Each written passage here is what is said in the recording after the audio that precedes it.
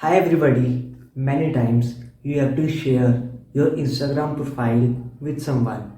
Today I am going to show you how you can copy your Insta profile link and share it anywhere you want. Don't forget to subscribe to our channel to stay tuned for our future updates.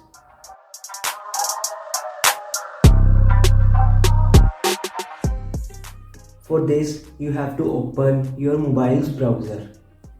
Now search Instagram followed by your username. Hit search.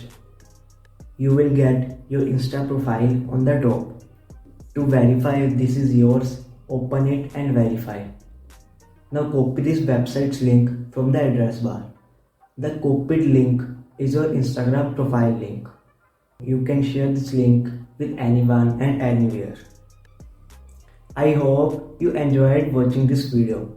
If so, please share this video with others so that they will also get to know about this amazing trick. Also like this video. Thanks for watching. See you in the next video.